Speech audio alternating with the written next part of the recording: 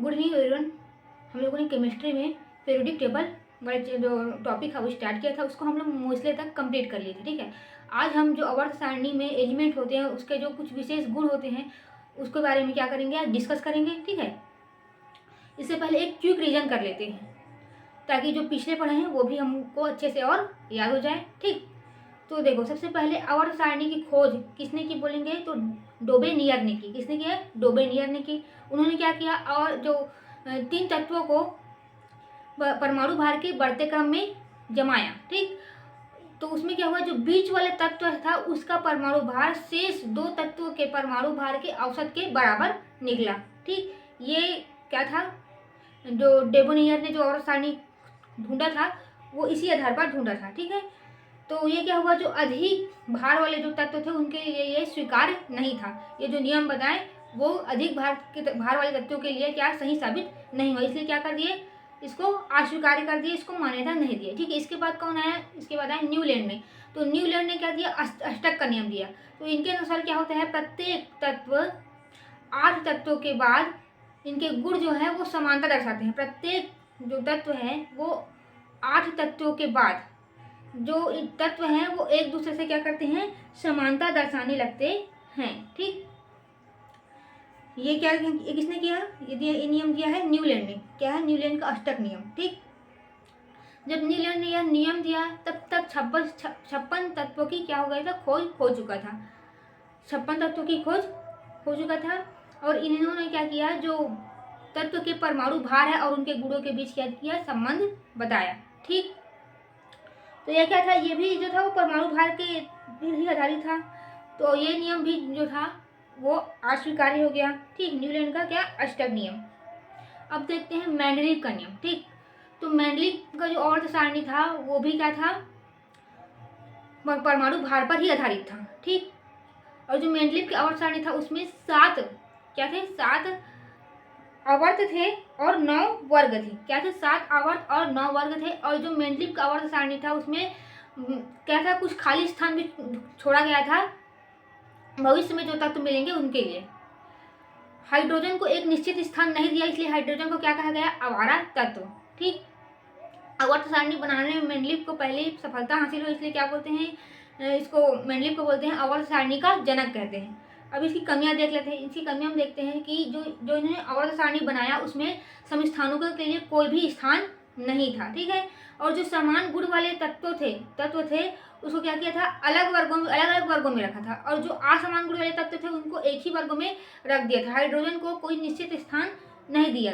ठीक है, ये सब क्या थे, इनकी कमी थी। उसके बाद क्या है, उसके बाद आए मोस्ले। ठीक है, मोस्ले ने जो आवर्त सारणी दिया उसमें 7 क्या थे, आवर्त और 18 क्या थे, वर्ग, जिसको एसपीडीएफ में ब्लॉक जो है, एसपीडीएफ ब्लॉक में बांटा गया था। ठीक है, और ये जो हम अभी पढ़ते हैं वो कौन, किसके द्वारा दिया गया आवर्त सारणी है, जो हम पढ़ते हैं अभी वो है मोस्ले के द्वारा दिया गया आवर्त सारणी है। ठीक है, तो एस ब्लॉक में कुल 13 तत्व होते हैं। कितने तत्व होते हैं, एस ब्लॉक में कुल 13 तत्व होते हैं। इन्हें क्षारीय मृदा धातु के नाम से जाना जाता है, एस ब्लॉक के तत्वों को। ठीक है, सबसे बाईं ओर होते हैं, पीरियोडिक टेबल में सबसे बाईं ओर जो होता है वो एस ब्लॉक का वो तत्व जो क्या है, एस ब्लॉक कहलाते हैं। और ये तत्व क्या होते हैं, मुलायम होते हैं, आसानी से चाकू से काटे जा सकते हैं। और इसमें अंतिम इलेक्ट्रॉन एस उपकक्षक में भरता है। ठीक, अब देखते हैं पी ब्लॉक। पी ब्लॉक में धातु, उपधातु, आधातु ये तीनों पाए जाते हैं। ठीक, ये तीनों पाए जाते हैं। इसमें अंतिम इलेक्ट्रॉन पी उपकक्षक में प्रवेश करता है। इसमें कुल कितने तत्व है, इसमें कुल 34 तत्व हैं। ठीक है, इसमें इस पी ब्लॉक में कुछ खाली स्थान भी छोड़ा गया है भविष्य में खोजे जाने वाले तत्वों के लिए। ये हो गया। अब देखो डी ब्लॉक। डी ब्लॉक को क्या कहते हैं, डी ब्लॉक को कहते हैं संक्रमणशील तत्व पाए जाते हैं डी ब्लॉक में। और इनकी जो संयोजकता रहती है वो बदलते रहती है। ये क्रिया करके क्या रंगीन यौगिक बनाते हैं। कौन, डी ब्लॉक के जो तत्व होते हैं। इनमें कुल कितने तत्व होते हैं, इसमें कुल 40 तत्व होते हैं।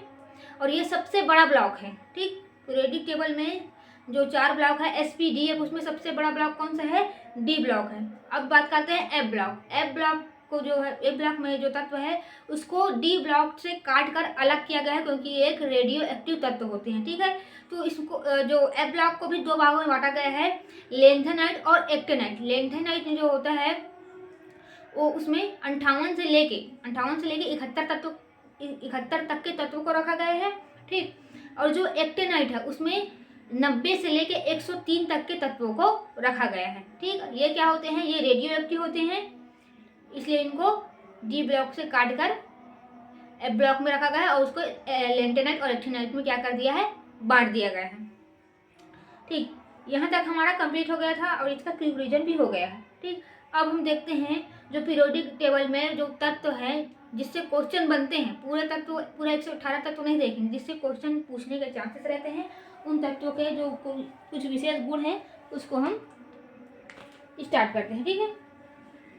और देखो ए ब्लॉक के जो तत्व हैं उनके भी जो अंतिम इलेक्ट्रॉन है वो एफ उपकक्षक में ही प्रवेश करेगा, ठीक। देखो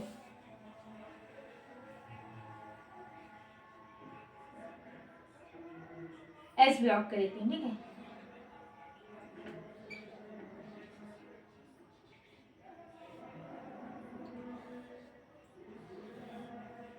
ये क्या है, एस ब्लॉक की तत्व देख रहे हैं।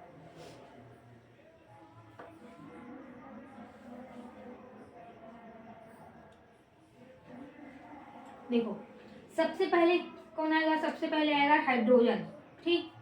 हाइड्रोजन क्या है, हाइड्रोजन सबसे हल्की गैस है, क्या है, सबसे हल्की गैस है, गैस है, ठीक। अम्ल की पहचान करने में, अम्ल की पहचान करने में सहायक होता है, करने में सहायक होता है, ठीक। ये हो गया,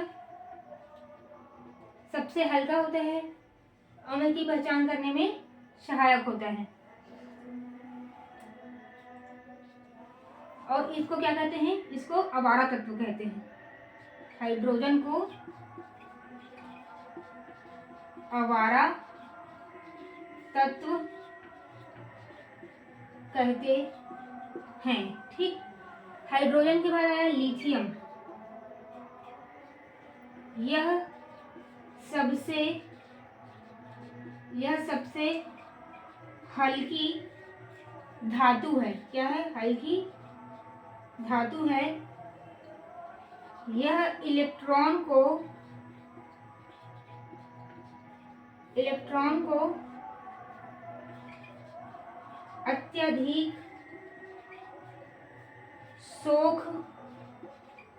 अत्यधिक सोख सकता है, अतः इसका प्रयोग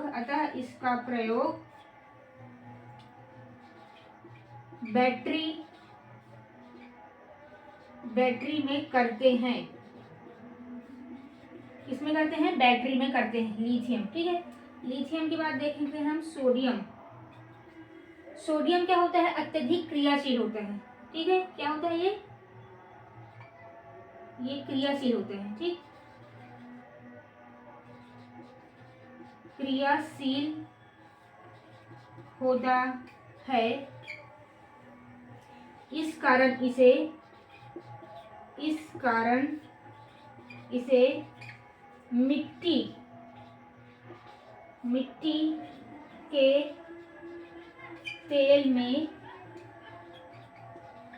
डुबाकर रखते हैं, ठीक है। और क्या, यह मुलायम होता है, यह मुलायम होता है, इसे चाकू से काटा जा सकता है, ठीक है। यह मुलायम होता है और इसे चाकू से काटा जा सकता है। अब हम देखेंगे, इसके बाद देखेंगे पोटेशियम, ठीक। तो पोटेशियम जो होता है वो अत्यंत क्या होता है, क्रियाशील होता है, ठीक। और वो भी क्या होता है, मुलायम होता है, उसको भी धातु से काटा जा सकता है, ठीक। पोटेशियम अत्यधिक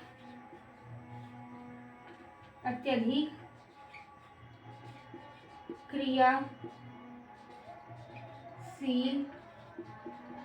होता है। ठीक है, पोटेशियम क्या होता है? अत्यधिक क्रियाशील होता है।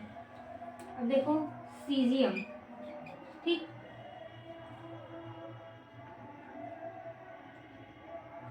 इसका प्रयोग, सीजियम का जो प्रयोग है, इसका प्रयोग परमाणु घड़ी बनाने में करते हैं। परमाणु घड़ी बनाने में करते हैं। देखो जो सीजियम होता है ना, उसके क्या बनता है? उससे बनता है परमाणु। ठीक है, यह एक समय मापने का यंत्र होता है, मतलब ये भी टाइम ही बताता है और एकदम सटीक टाइम बताता है। ठीक है, इसमें क्या होता है? परमाणु के कंपन के द्वारा समय की गणना की जाती है। किसके द्वारा? परमाणु के कण के जो कंपन होता है उसके द्वारा क्या करते हैं? उसके द्वारा समय की गणना होती है और यह बहुत सटीक समय बताता है। ठीक है, कौन? जो सीजियम से परमाणु घड़ी बनता है वो। और सीजियम के अलावा रुबिडियम से भी बनता है। और भारत में जो परमाणु घड़ी है वो अहमदाबाद और फरीदाबाद में स्थित है। सीजियम हो गया। फ्रांसियम, यह सबसे जल्दी विघटित होती है। यह सबसे जल्दी विघटित होती है, मतलब ये वातावरण से क्रिया करके बहुत जल्दी क्या हो जाता है? खत्म हो जाता है। अब रखोगे इसको 5 मिनट नहीं, पूरा वातावरण में गायब हो जाएगा, आपको नजर नहीं आएगा। कौन? फ्रांसियम। ठीक, फ्रांसियम के बाद देखते हैं बेरिलियम। ठीक है, इसका प्रयोग पटाखा बनाने में किया जाता है। ठीक है, जो बेरिलियम है उसका प्रयोग किस में करते हैं? पटाखा बनाने में करते हैं। ठीक, अब हम देखेंगे मैग्नीशियम, कैल्शियम, ठीक, और रेडियम। देखो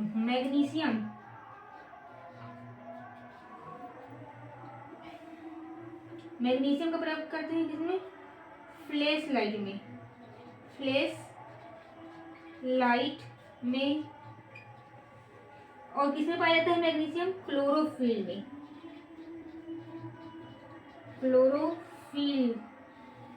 में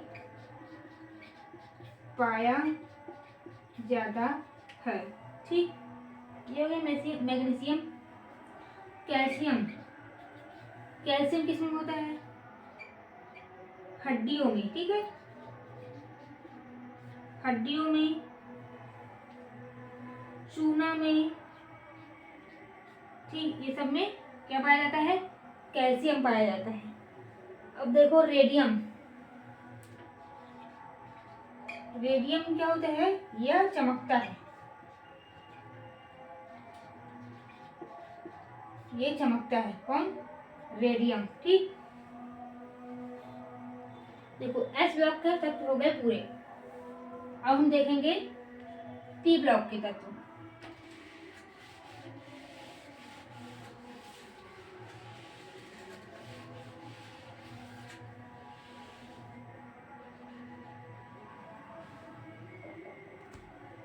अब हम देखेंगे क्या? पी ब्लॉक के तत्व। देखो पी ब्लॉक के जो 18वां वर्ग है उसको देख रहे हैं। पी ब्लॉक का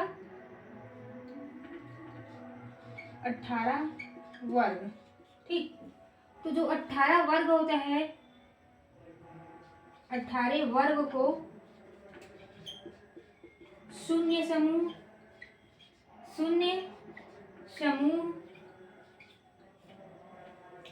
अक्रिय गैस, नोबल गैस, अक्रिय गैस, नोबल गैस कहा जाता है।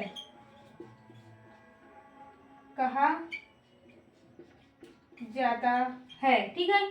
जो 18वां वर्ग है, उस 18वें वर्ग को शून्य समूह कहते हैं, अक्रिय गैस कहते हैं, नोबल गैस कहते हैं, क्योंकि इनका जो बातम कक्ष रहता है वो पूरित रहता है, मतलब पूर्ण रूप से इलेक्ट्रॉन से भरा रहता है, इसलिए किसी से क्रिया नहीं करते, इसलिए इसको अक्रिय गैस कहते हैं, नोबल गैस कहते हैं और शून्य समूह कहते हैं। देखो सबसे पहले आता है 18वें वर्ग में हीलियम आता है। क्या आता है? हीलियम आएगा। देखो यह किसी से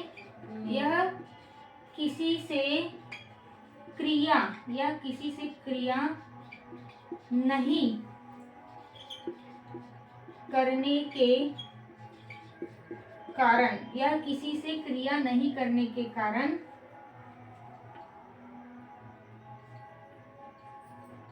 इसका प्रयोग हवाई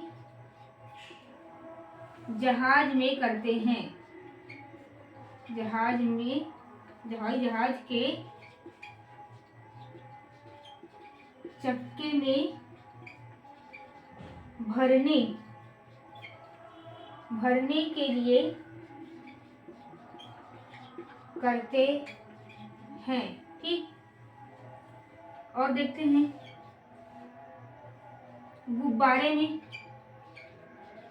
गुब्बारे में हीलियम गैस भरा जाता है, ठीक है। क्या भरा जाता है? हीलियम गैस भरा जाता है। गोताखोर के सिलेंडर में ऑक्सीजन के साथ किसका मिश्रण रहता है? हीलियम का मिश्रण रहता है, ठीक। देखो हीलियम को हवाई जहाज के चक्के में इसलिए भरा जाता है क्योंकि ये किसी से क्रिया नहीं करता। देखो जब हवाई जहाज नीचे आता है या फिर टेक ऑफ करने के समय पहले क्या होता है? पहले वो उसका स्पीड बढ़ाते हैं, वो जमीन में ही बहुत दूर स्पीड से क्या करता है? चलता है। उस स्पीड से जब उसको ऊपर उठने में क्या मिलता है? मदद मिलता है। तो देखो इतना स्पीड से आता है, तो देखो अगर वो क्रिया कर लेता तो घर्षण से ही क्या लग जाता? उसके चक्के में आग लग सकता था, ठीक है। इसीलिए क्या भरते हैं? हीलियम भरते हैं, क्योंकि किसी से क्रिया नहीं करता, इसलिए बहुत कम चांस है कि टेक ऑफ करते हुए या लैंडिंग करते हुए घर्षण या कुछ के कारण जो उसके चक्के में आग लगे, ठीक। तो गोताखोर क्या करता है? अपने सिलेंडर में ऑक्सीजन और हीलियम का मिश्रण लेके जाता है। ये हो गया। हीलियम के बाद आएगा नियॉन। हीलियम के बाद क्या आएगा? नियॉन, ठीक। रंगीन लाइट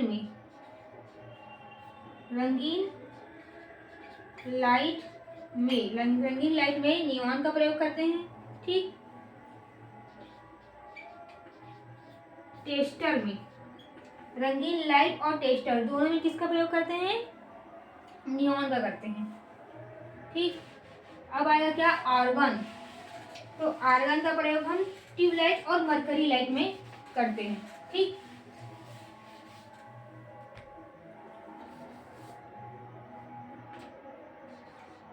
आर्गन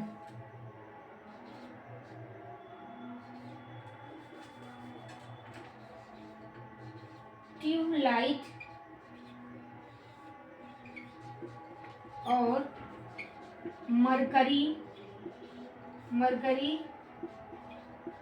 लाइट में आर्गन का प्रयोग करते हैं, ठीक है। आर्गन का प्रयोग करते हैं, ठीक। क्या क्या देखें? हीलियम, नियॉन, आर्गन, ठीक है। अब देखते हैं क्या? जीनॉन। तो जो जीनॉन होता है, ठीक, जीनॉन यह अधिक ताप पर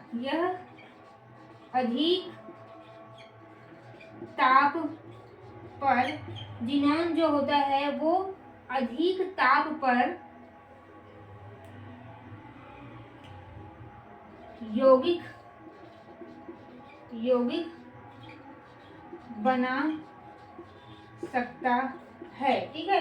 इसलिए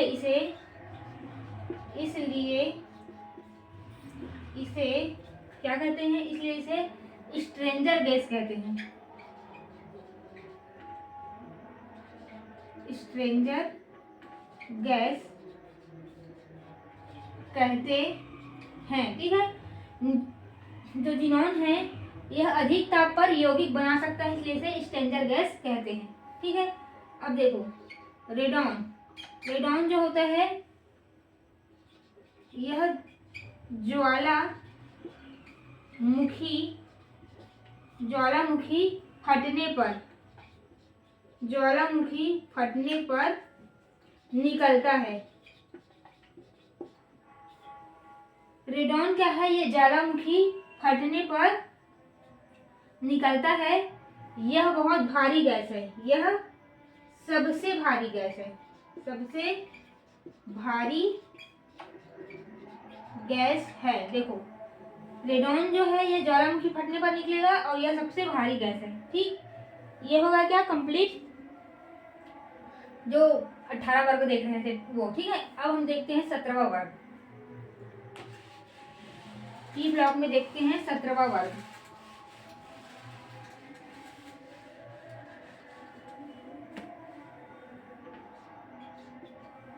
देखो जो 17वां वर्ग है ना, 17वां वर्ग को हाइड्रोजन समूह कहते हैं।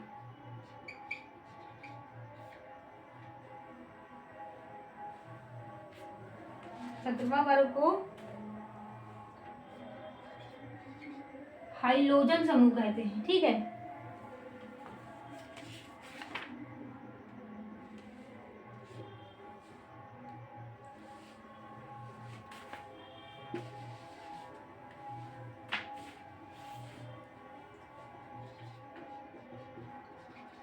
हैलोजन समूह कहते हैं।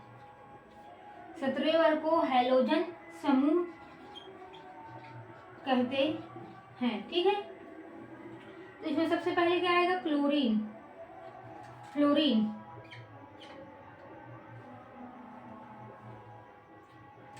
यह दांत के लिए हानिकारक होता है, ठीक है। जो फ्लोरीन है वो दांत के लिए क्या होता है, हानिकारक होता है। क्लोरीन जो है यह रंग को उड़ाने का काम करता है, रंग को उड़ाने के काम में आता है, ठीक है। जो क्लोरीन है वो रंग को उड़ाने के काम में आता है। ओजोन परत को क्या करता है, ये ओजोन परत को नुकसान पहुंचाता है, ठीक है। ओजोन परत को नुकसान पहुंचाता है, ठीक है। ओजोन परत को ये क्या करता है, नुकसान पहुंचाता है। कौन, क्लोरीन जल को क्या करता है, शुद्ध करता है, जल को शुद्ध करता है, ठीक। ब्रोमीन यह अधातु है। ब्रोमीन क्या है, अधातु है। यह द्रव अवस्था में पाया जाता है। ब्रोमीन क्या है, एक अधातु है और यह द्रव अवस्था में पाया जाता है, ठीक। जनरली जो अधातु रहते हैं वो गैसीय अवस्था में पाए जाते हैं। आयोडीन यह कीटनाशक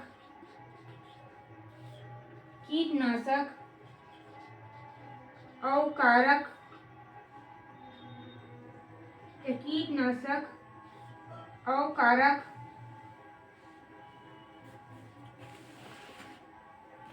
कीटनाशक अवकारक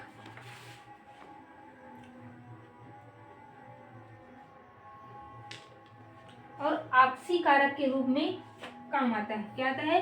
यह कीटनाशक अवकारक और ऑक्सीकारक के रूप में काम आता है। ठीक है, तो ये 17वां समूह भी क्या हो गया? कंप्लीट हो गया। ठीक, जो 17वां वर्ग था वो भी हम लोगों ने कंप्लीट कर लिया है। अब जो बचा है 16वां वर्ग पढ़ेंगे हम।